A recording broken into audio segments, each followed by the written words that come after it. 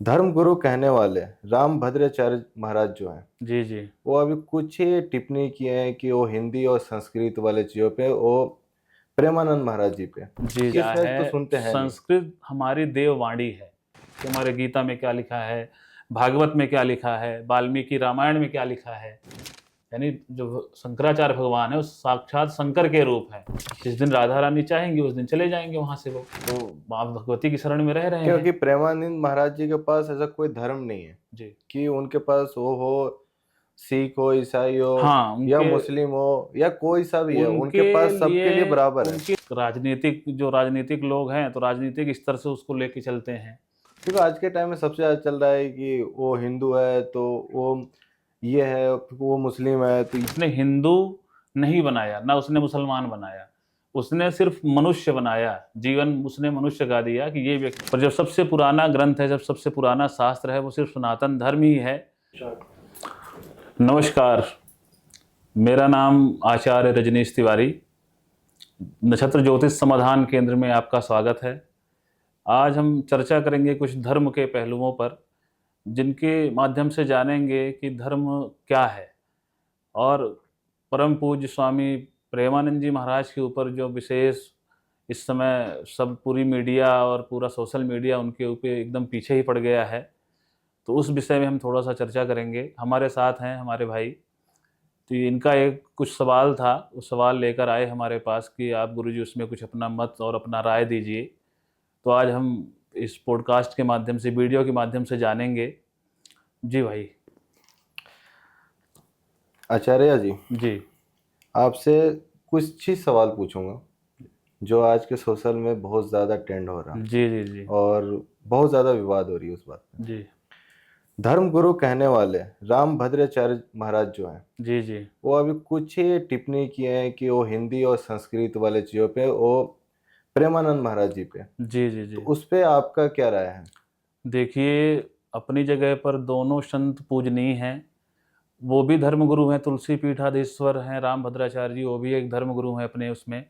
और एक अभी जो कुछ सालों से जो प्रेमानंद जी महाराज हैं, उनका क्या है कि अपने जो जो नवयुवक न्यू जनरेशन है, तो उनका बहुत ज़्यादा प्रभाव रहा है न्यू जनरेशन के ऊपर। उनकी वाणी का, उनके ज्ञान का काफ़ी ज़्यादा लोग फॉलो करते हैं और उनके बताए हुए मार्ग में चलते हैं।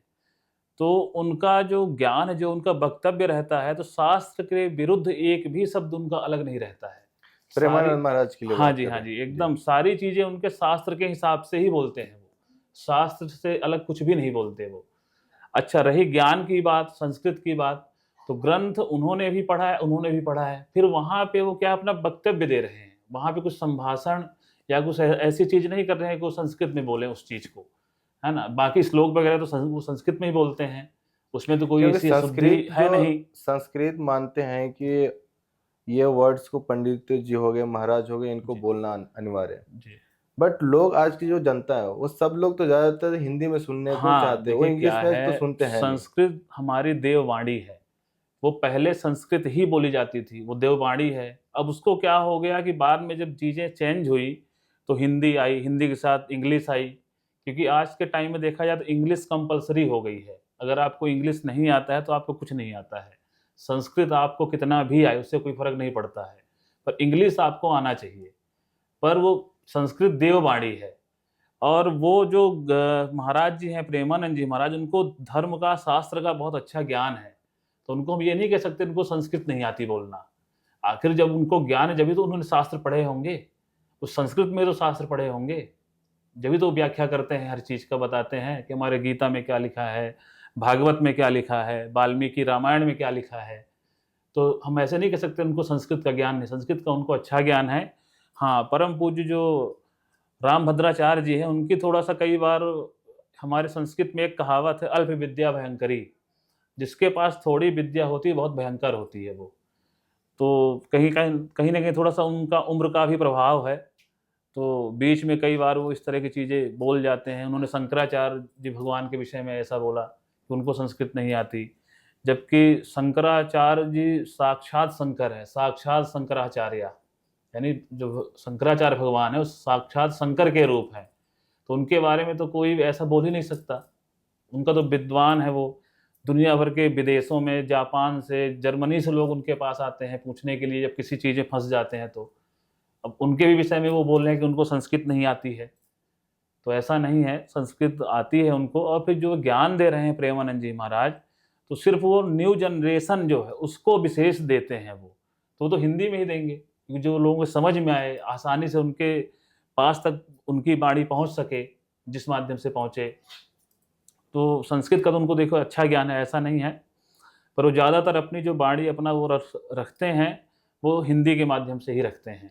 जो प्रेमानंद महाराज जी हैं, जी, ये वृंदावन छोड़ करके कोई और जगह पे क्यों नहीं जाते? देखिए वृंदावन में उनकी भक्ति है, वृंदावन में उनको साक्षात, पहले वो बनारस में रहते थे और भगवान भोलेनाथ की शरण में थे, बट उनको भोलेनाथ जी के माध्यम से उनको प्रेरणा मिली कि आप वृंदावन जाइए और वहाँ राधा रानी की भक्ति करिए।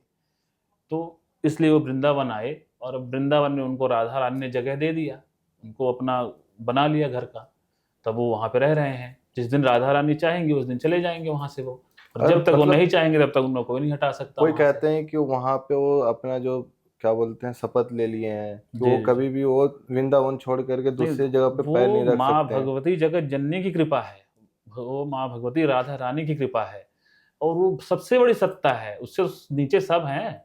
वो शपथ ले लिए हैं तो उनकी कृपा से शपथ लिए है ना। भाई एक बेटा अपनी माँ को छोड़ के क्यों जाए कहीं, जब माँ है वहाँ पे उनकी, और माँ चाहती है भाई मेरा बेटा मेरे पास ही रहे, क्यों जाएंगे कहीं वो।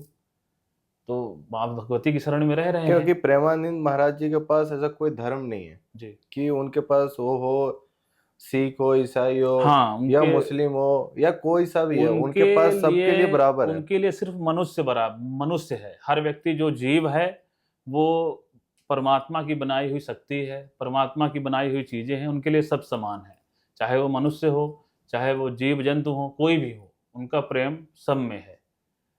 इसीलिए उनका नाम प्रेमानंद महाराज जी है। तो ये प्रेमानंद महाराज पहले से नाम था कि अब महाराज जी बोलने लगे? नहीं, उनको उनका नाम ही पहले से प्रेमानंद महाराज जी ही था, और थोड़ा सा सोशल मीडिया के माध्यम से वो और ज़्यादा फैल गया है। आगे उनका शुरू से ही नाम प्रेमानंद जी महाराज जी था। मतलब ये महाराज कब से बने थे? महाराज तो इनको खैर ज़्यादा तो इनके विषय में ज़्यादा मैं भी नहीं जानता, पर इनकी जो मैं चीज़ें सुनता हूँ, जो मैं वीडियो के माध्यम से जो मैंने जाना है, देखा है इनके विषय में, तो ये बहुत पुराने, काफ़ी साल हो गए इनको, कम से कम हो गए 40-50 साल हो गए। पहले ये बनारस में रहते थे, बनारस में भोलेनाथ की शरण में रहते थे। फिर वहाँ से उनको प्रेरणा मिली कि हमको वृंदावन जाना है, राधा रानी की सेवा में जाना है। तो वहाँ से बनारस से चले गए वृंदावन, दर्शन करने गए, और वहाँ पे बस माँ भगवती की कृपा हुई और वहीं के रह गए, आश्रम मिल गया उनको। एक और सवाल है आपसे कि दुर्लभ धर्म क्या है, ऐसे आप शुरू करके दो यहाँ से बोल के। देखिए आपने पूछा है कि धर्म क्या है, तो शास्त्रों के माध्यम से इसकी व्याख्या ऐसी है कि जो मनुष्य के जीवन में और ब्रह्मांड में होने वाले घटनाओं के बारे में जिस ग्रंथ से या जिस उससे हमें पता लगता है वो है धर्म। क्योंकि व्यक्तिगत जीवन में अगर देखा जाए तो धर्म के बिना व्यक्ति अधूरा है। अगर मृत्यु और जीवन की अगर व्यक्तियों को पहचान होनी तो किससे होगी, वो अपने धर्म से होगी। अगर वो हिंदू है तो उसमें जो वेद में लिखी हुई चीज़ें हैं या वैदिक चीज़ें हैं उसमें, अगर वो मुसलमान है तो कुरान में जो चीज़ें उसके लिखी हुई हैं, धार्मिक चीज़ें जो उसमें बताई गई हैं कि मृत्यु और जीवन के बीच में जो गैप है उसको धर्म ही पूरा करता है। उसकी हमें जानकारी धर्म के माध्यम से ही मिलती है, और वो धर्म है धर्म ग्रंथ, वो ग्रंथ के माध्यम से हमको जानकारी मिलती है। ईसाई हैं, उनका बाइबल है, उसमें जो चीज़ें लिखी हुई हैं धर्म के लिए, तो उसके बारे में पढ़ते हैं, उसके बारे में जानते हैं। तो विशेष हम कह सकते हैं उसको कि धर्म वो है जो हमें जीवन और मृत्यु के बीच का, जो हमें जीवन सिखाता है, ब्रह्मांड में होने वाली जो घटनाएं हैं उनको जो बताता है वो है धर्म। जी, धर्म के ऊपर विवाद बहुत सारे हो रहे हैं। जी जी जी ज्यादा हो रहा है, मतलब कि धर्म ये है, मेरा धर्म वो है, मेरा धर्म वो है, इस पे आपका विचार क्या है? देखिए आज के टाइम में तो खैर धर्म के लिए तो खैर बहुत ज़्यादा ही चल रहा है, और देखा जाए तो कुछ लोग हैं, जैसे राजनीति का स्तर समझ लीजिए, राजनीतिक लोग हैं तो राजनीतिक स्तर से उसको लेके चलते हैं। जो धर्म गुरु हैं उसको धर्म के स्तर से लेके चलते हैं, और जिनको कम ज्ञान है वो एक उसको ऊंचाई देते हैं, यानी कि आग में घी का काम करना जिसको बोलते हैं, कि छोटी सी कोई बात कहीं से निकल के आई, उसमें आग में घी डाले वो तेज हो गई, कपूर जैसा। तो ऐसे ही लोग हैं जिनके माध्यम से अलग अलग विचार आते रहते हैं उसमें सोशल मीडिया में, और सोशल मीडिया फिर उसको बम बना करके उड़ा देता है पूरा कि पूरे ब्रह्मांड में वो चीज़ फैल जाए काफ़ी अलग ढंग से, अलग तरीके से। क्योंकि आज के टाइम में सबसे ज़्यादा चल रहा है कि वो हिंदू है तो वो ये है, वो मुस्लिम है तो ये, वो वाली सबसे ज़्यादा लड़ाई चल रहा देखिए, है। हमारा मानना क्या है कि दुनिया में अगर कोई भी जीव है वो परमात्मा ने बनाया है, ईश्वर ने बनाया है। उसने हिंदू नहीं बनाया, ना उसने मुसलमान बनाया, उसने सिर्फ मनुष्य बनाया। जीवन उसने मनुष्य का दिया कि ये व्यक्ति है। देखिए, मैं आपको एक चीज़ बताता हूँ कि जब भगवान ब्रह्मा जी सृष्टि की रचना कर रहे थे तो उन्होंने 83,99,999 योनियाँ बनाई। बनाने के बाद वो संतुष्ट नहीं हुए। भाई इतनी सारी योनियाँ बनी, जीव जंतु, कीड़े मकोड़े, सर्प, बिच्छू आदि सब बनाया उन्होंने, पर उससे वो संतुष्ट नहीं हुए। फिर उन्होंने मनुष्य बनाया लास्ट में। मनुष्य बनाने के बाद वो संतुष्ट हुए। यही व्यक्ति है जो हम सृष्टि बनाई है उसको ये चला सकता है, उसको ये बढ़ा सकता है आगे। भाई जीव जंतु जो है वो तो कुछ कर नहीं सकते, ये तो है नहीं कि पेड़ लगा देंगे जाके, वो तो पेड़ चाप जाएंगे उल्टा, है ना। तो मनुष्य बनाने के बाद परमात्मा प्रसन्न हुआ कि ये व्यक्ति है जो सृष्टि को हमारे चलाएगा। तो उसने सिर्फ मनुष्य बनाया था। मनुष्य आने के बाद यहाँ पे उसने अलग अलग चीजें बना दी अपने अभी आपके कहने का मतलब इस उसके ब्रह्मांड में अनुसार। जी, सबसे पहले कौन आए थे, सबसे पहला मनुष्य? देखिए, सबसे पहले आए थे मनु और शतरूपा। ये दो बनाए गए थे भगवान ब्रह्मा जी के द्वारा, कि मनु और शतरूपा, उन्हीं के बाद से फिर सारी चीजें चल गई हैं जो हमारे इसमें कहा गया क्योंकि है। हर एक धर्म में अलग अलग इस चीज को हाँ जी, लिखा हाँ जी, हुआ हाँ है। जी, इसमें कि इस जो चीज को थोड़ा हमने विस्तार में बताया। ज़्यादा क्या है कि हमने देखो हिंदू धर्म की चीज़ें पढ़ी हैं, तो उसके माध्यम से तो हमें ये मिला है कि मनु और शतरूपा का प्रथम जीवन आया है यहाँ पे। और बाकी कुरान के माध्यम से अगर देखा जाए, कुरान तो खैर मैंने ज़्यादा पढ़ा नहीं है, पर उसमें जानकारी है मोहम्मद साहब का है कि मोहम्मद साहब ने चीज़ों को बनाया है। और बाइबल वगैरह तो ज़्यादा मैंने अध्ययन नहीं किया, उसकी मुझे जानकारी भी नहीं है कि उसमें किसने किसको क्या बनाया है, क्या बना के भेजा था। पर जब सबसे पुराना ग्रंथ है, जब सबसे पुराना शास्त्र है, वो सिर्फ सनातन धर्म ही है, और सनातन धर्म के माध्यम से ही चीज़ें सारी निकली हुई हैं, हम ये कह सकते हैं।